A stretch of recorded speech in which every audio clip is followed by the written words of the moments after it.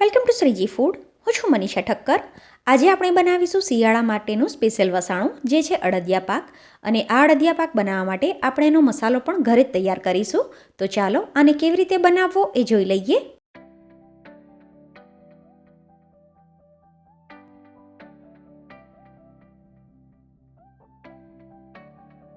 સૌથી પહેલાં આપણે અડદિયા પાક બનાવવા માટે કઈ કઈ સામગ્રી જોઈશે એ જોઈ લઈએ. તો અહીંયા મેં 300 ગ્રામ ચોખ્ખું ઘી લીધું છે. ઘી તમે ઘરનું કે ગાયનું કોઈ પણ લઈ શકો છો. આની સાથે જ આપણે 250 ગ્રામ અડદનો જે કરકરો લોટ આવે છે એ ઉપયોગમાં લેવાનો છે. અહીંયા મેં ચાસણી બનાવવા માટે લગભગ 200થી 250 ગ્રામ જેટલી ખાંડ લીધી છે. અને આની સાથે જ આપણે 150થી 200 ગ્રામ જેટલો મોળો માવો લેવાનો છે. 1 ચમચી ગંઠોડાનો પાવડર, 2 ચમચી સૂંઠ પાવડર, 2 ચમચી સૂકી દ્રાક્ષ અને અડધીથી પોણી વાટકી જેટલા મેં સમારેલા ડ્રાયફ્રૂટ લીધા છે, જેમાં કાજુ, બદામ અને પિસ્તા લેવાના છે. આની સાથે જ આપણે 4 મોટી ચમચી જેટલો બાવળનો ગુંદર ઉપયોગમાં લઈશું. બાવળનો ગુંદર ઘરમાં દરેક વ્યક્તિ ખાવા માટે ઉપયોગમાં લઈ શકે છે. અને નાના બાળકોને વસાણું ભાવતું હોય તો તમે આ વસાણું એમને પણ આપી શકો છો. 1 મોટી ચમચી ખસખસ અને થોડા બદામ પિસ્તાને મેં આ રીતે સમારી લીધા છે, જેને આપણે ગાર્નિશિંગ માટે ઉપયોગમાં લેવાના છે. તો આ રીતે બધી સામગ્રી પહેલાં તમારે તૈયાર કરી દેવાની, જેથી કોઈ પણ વસ્તુ રહી ના જાય. હવે મેં જણાવ્યું પ્રમાણે આપણે અડદિયા પાકનો મસાલો પણ ઘરે જ તૈયાર કરવાના છીએ. તો એના માટે કઈ કઈ સામગ્રી જોઈશે એ જોઈ લઈએ. તો અહીંયા મેં 15થી 20 લવિંગ લીધા છે. આની સાથે 20થી 25 કાળા મરી, 5થી 6 લીંડી પીપર, 1 જાવંત્રીનો ફૂલ, 3થી 4 કાળી મૂસળી, 1 નાનો જાયફળનો ટુકડો, 8થી 10 જેટલી લીલી ઇલાયચી, 1 તજનો ટુકડો અને 10થી 15 જેટલી સફેદ મૂસળી લીધી છે. આની સાથે જ આપણે 15થી 20 દાણા સફેદ મરીના લેવાના છે. મારી પાસે અહીંયા સફેદ મરીનો પાવડર તૈયાર છે, એટલે હું પાવડર ઉપયોગમાં લઉં છું. કોઈ જ વસ્તુને આપણે શેકવાની નથી, કાચી જ ઉપયોગમાં લેવાની છે. તો આ બધી વસ્તુ જે આપણે લીધી છે એને એક મિક્સર જારમાં લઈ લઈશું અને એનો એકદમ સરસ પાવડર બનાવીને તૈયાર કરી લેવાનો છે. આ મસાલો આપણે ઘરે જ તૈયાર કરીએ છીએ, એટલે જો કોઈ વસ્તુ તમારી પાસે ના હોય તો તમે સ્કીપ કરી શકો છો. અને જે વસ્તુનો ટેસ્ટ તમને વધારે પસંદ હોય એ વધારે કે ઓછી કરવી હોય તો પણ કરી શકાય છે. તો આ રીતે બધી જ વસ્તુ અને મરી પાવડર મેં આમાં ઉમેરી દીધું છે. હવે આપણે આનો પાવડર બનાવીને તૈયાર કરી લઈએ. એકદમ ઝીણું આને વાટવાનું છે. તો આ પાવડર બનીને તૈયાર છે. આને આપણે ચાળીને પછી ઉપયોગમાં લેવાનો છે, જેથી તજનો કોઈ ટુકડો રહી ગયો હોય કે ઇલાયચીને આપણે છોતરાની સાથે ઉપયોગમાં લીધી છે તો એનો કોઈ ટુકડો હશે તો એ ચાળવામાં નીકળી જશે. અને ચાળ્યા પછી જે મિશ્રણ નીકળે એને આપણે ફેંકવાનું નથી. જે ચાનો મસાલો તમે બનાવતા હોય એમાં તમે આ ઉમેરીને ઉપયોગમાં લઈ શકો છો. તો આપણો આ અડદિયા પાકનો મસાલો બનીને તૈયાર છે. આ રીતે તમે વધારે ક્વોન્ટિટીમાં બનાવીને પણ નાની ડબ્બીમાં ભરીને રાખી શકો છો. તો આ મસાલાને આપણે સાઈડમાં મૂકી દઈશું. અને અહીંયા મેં અડદિયા પાક બનાવવા માટે એલ્યુમિનિયમનું જાડા તળિયાવાળું તાંસળું ઉપયોગમાં લીધું છે. તમે કોઈ પણ હેવી બોટમની કઢાઈ ઉપયોગમાં લઈ શકો છો. જે તાંસળું આપણે લીધું છે એ ગરમ થાય એ પછી આપણે આમાં ઘી ઉમેરી દઈશું. તો અત્યારે પહેલાં આપણે લગભગ 100 ગ્રામ જેટલું ઘી આમાં ઉમેરી દઈએ અને ઘીને એકદમ સરસ ગરમ થવા દેવાનું છે. ઘીમાંથી વરાળો આવતી શરૂ થાય એ પછી જે આપણે ગુંદર લીધો છે એ આમાં તળવાનો છે. તો ઘી ગરમ થઈ ગયું છે. જે ગુંદર લીધો છે એ થોડો થોડો કરીને આમાં ઉમેરીશું અને એને ફાસ્ટ ગેસ ઉપર એકદમ સરસ રીતે તળી લઈશું. અત્યારે મેં જે ગુંદર ઉપયોગમાં લીધો એ આ રીતે નાના ટુકડામાં છે, પણ ઘણી જગ્યાએ બાવળનો ગુંદર મોટા ટુકડામાં પણ મળતો હોય છે. તો તમારે એને ખાણીમાં પહેલાં અધકચરો કરી લેવાનો અને પછી તળવાનો. અને જો ગુંદરનો પાવડર બનાવીને પછી એને તળવો હોય તો પણ તળી શકાય.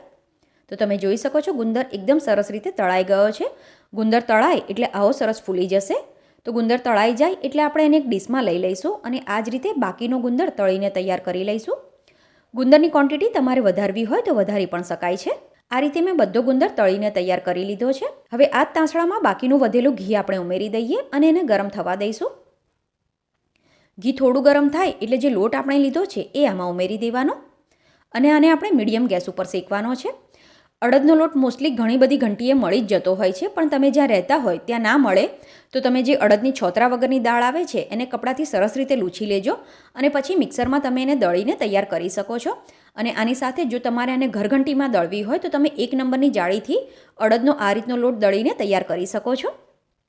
આને જેમ જેમ આપણે શેકતા જઈશું એમાં લોટ ફૂલતો જશે, સાથે જ એમાંથી સુગંધી આવવા લાગે અને એનો કલર પણ બદલાવા લાગશે. અડદિયા પાકનો જે મેઇન ટેસ્ટ હોય છે એ તમે લોટ કેવો શેકો છો એના ઉપર ડિપેન્ડ રહેલો હોય છે. એટલે આ લોટ શેકવામાં બિલકુલ પણ ઉતાવળ નથી કરવાની. આ રીતે આપણે એને સતત હલાવતા જઈને એનો કલર બદલાય અને સુગંધી આવે ત્યાં સુધી શેકવાનો છે. તમે જોઈ શકો છો જેમ જેમ લોટ શેકાતો જાય છે એમ એમાંથી ઘી પણ છૂટું પડતું જાય છે, સાથે જ એનો કલર પણ બદલાય છે. અત્યારે આનો આછો બદામી કલર થઈ ગયો છે. જ્યારે આપણે એને ઘીની સાથે મિક્સ કર્યો ત્યારે ઘટ હતું અને એનો કલર પણ આછો હતો. જેમ જેમ એ ઘીની સાથે શેકાઈ ગયો એમ એ મિશ્રણ ઢીલું પડી ગયું છે, સાથે જ એનો કલર પણ બદલાઈ ગયો છે. તો આ રીતે તમને ખ્યાલ આવશે કે લોટ આપણે શેક્યો એ સરસ રીતે શેકાયો છે કે નહીં.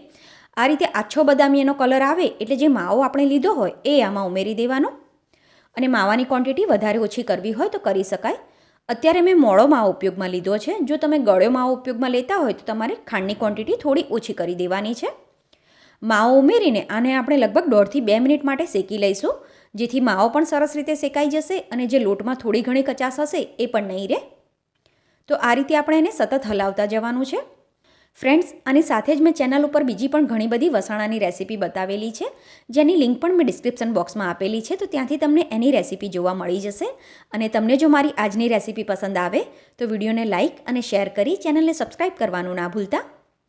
તમે જોઈ શકો છો 2 મિનિટ પછી આ લોટ સરસ રીતે શેકાઈ ગયો છે. આમાં એકદમ સરસ દાણા દાણા થઈ ગયા છે અને એનો કલર પણ એકદમ સરસ બદામી આવી ગયો છે. જનરલી અડદિયા પાક બનાવવા માટે એમાં દૂધ અને ઘીનો ધાબો દઈને પછી એને રહેવા દેવામાં આવે અને પછી એ લોટને ચાળીને પછી અડદિયા પાક બનાવવામાં આવે છે, જેથી એમાં સરસ દાણાદાર ટેક્સચર આવે. આજે હું તમને એકદમ સરળ મેથડ બતાવું છું, જેમાં આપણે ધાબો દેવાની પણ જરૂર નથી. તો તમે જોઈ શકો છો ધાબો દીધા વગર પણ એકદમ સરસ દાણાદાર આનું ટેક્સચર આવી ગયું છે. આપણે જ્યારે ઘીની સાથે લોટને શેક્યો ત્યારે આ રીતે એનો કલર હતો, આછો બદામી કલરનો, અને માવો નાખ્યા પછી એ સરસ બદામી કલરનો થઈ ગયો છે, સાથે જ એમાં દાણા પણ બની ગયા છે. આ લોટને આપણે સાઈડમાં મૂકી દઈએ. હવે આપણે ચાસણી બનાવીશું. તો એક વાસણમાં ખાંડ ઉમેરી દઈએ અને એમાં ખાંડ ડૂબે એટલું આપણે પાણી ઉમેરવાનું છે. તો અહીંયા મેં 125 થી 130 ml જેટલું પાણી ઉપયોગમાં લીધું છે. આને મીડિયમ ગેસ ઉપર ગરમ થવા દઈએ અને ગળપણ તમારા ઘરમાં જેવું ખવાતું હોય એ પ્રમાણે ખાંડ ઓછી વધતી કરી શકો છો. આમાં આપણે એક તારની ચાસણી કરવાની છે.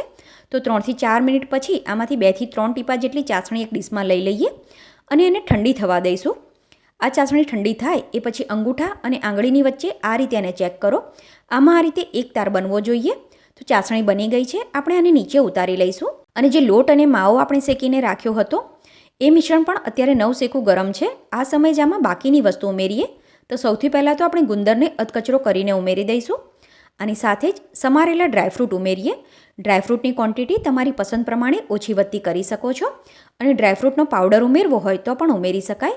આની સાથે જ આપણે 2 ચમચી સૂંઠનો પાવડર અને 1 ચમચી ગંઠોડાનો પાવડર ઉમેરીશું. તીખાશ જેવી પસંદ હોય એ પ્રમાણે તમે ઓછો વધતો કરી શકો. 1 ચમચી ખસખસ ઉમેરીશું. ખસખસને ઉપયોગમાં લેતા પહેલાં સરસ રીતે સાફ કરી લેવાની. સૂકી દ્રાક્ષ ઉમેરી દઈએ અને આની સાથે જે આપણે અડદિયાનો મસાલો બનાવ્યો એ ઉમેરી દઈશું. તમને જો તીખાશ ઓછી પસંદ હોય તો અત્યારે જે આપણે મસાલો બનાવ્યો એમાંથી તમે અડધો મસાલો ઉપયોગમાં લેજો અને બાકીનો તમે ડબ્બીમાં ભરીને રાખી શકો છો. એકવાર આને મિક્સ કરી લઈશું અને આ થોડું મિક્સ થાય એ પછી જે આપણે ચાસણી બનાવી છે એ બધી આમાં ઉમેરી દેવાની છે. ચાસણી પણ અત્યારે નવશેકી ગરમ છે. ચાસણી ઉમેર્યા પછી આ બધી વસ્તુને સરસ રીતે મિક્સ કરી લેવાની છે. આમાં આપણે એક તારની ચાસણી કરી છે અને આની સાથે જ માવો ઉપયોગમાં લીધો છે અને ઠંડીનું વાતાવરણ હોય એટલે આ અડદિયા પાક અડધો કલાકમાં સરસ રીતે સેટ થઈ જાય છે. તમે જોઈ શકો છો ચાસણી એકદમ સરસ રીતે આમાં મિક્સ થઈ ગઈ છે. હવે માર્કેટમાં ગોળ શેપમાં પણ અડદિયા મળતા હોય છે. તો જો એ રીતે તમારે ગોળ અડદિયા બનાવવા હોય તો આ રીતનું જે કૂકી કટર આવે છે એ ઉપયોગમાં લેવાનું છે અને આ રીતે એને કોઈ મોલ્ડમાં કે આપણે થાળીમાં મૂકી દઈશું. એ પછી ચમચીની મદદથી જે અડદિયાનું મિશ્રણ આપણે બનાવ્યું છે એ એકદમ સરસ રીતે દબાઈને આ રીતે ભરી દેવાનું છે. આ રીતે તમે સેટ કરી દો પછી કૂકી કટર લઈ લેવાનું છે. તો તમે જોઈ શકો છો એકદમ સરસ આ અડદિયો બનીને તૈયાર છે. એના ગાર્નિશિંગ માટે આપણે બદામ અને પિસ્તા એના ઉપર મૂકીશું. હવે જો તમારે આ અડદિયાના ચોરસ પીસ કરવા છે તો કોઈ પણ થાળીમાં કે આ રીતની ચોકીમાં પહેલાં ઘી લગાવી દેવાનું છે અને જે અડદિયા પાકનું મિશ્રણ હોય એ આમાં લઈ લેવાનું. પછી તવીથા કે વાટકીની મદદથી એકદમ સરસ રીતે ભાર દઈને એને દબાવી દેવાનું. હવે જો તમારે અડદિયા પાકને આ રીતે રાખવો છે તો પણ રાખી શકાય, પણ અત્યારે એના ગાર્નિશિંગ માટે હું થોડું સમારેલું બદામ અને પિસ્તા ઉમેરું છું. કમ્પ્લીટલી ઓપ્શનલ છે. બદામ અને પિસ્તા આપણે ઉમેરી દઈએ એ પછી ચમચી કે તવીથાની મદદથી ફરીથી એને થોડું દબાવી દઈશું જેથી આ ડ્રાયફ્રૂટ સરસ રીતે એની સાથે ચોંટી જશે. હવે અડધો કલાક આપણે આને આમ જ રહેવા દઈશું. આ થોડું સેટ થાય એ પછી તમારે આના પીસ કરી દેવાના છે. તો લગભગ અડધો કલાક પછી મેં અડદિયાના પીસ કરીને તૈયાર કરી લીધા હતા. તો તમે જોઈ શકો છો એકદમ સરસ પરફેક્ટ આના પીસ બનીને તૈયાર થયા છે. આને આપણે સર્વિંગ પ્લેટમાં લઈ લઈએ અને આને તમે ડબ્બામાં ભરીને સ્ટોર કરી શકો છો. જે અડદિયા પાક આપણે બનાવ્યો એ કેવો બન્યો છે એ તમને બતાવું. તો તમે જોઈ શકો છો એકદમ સરસ પોચો અને દાણાદાર અડદિયા બનીને તૈયાર થાય છે.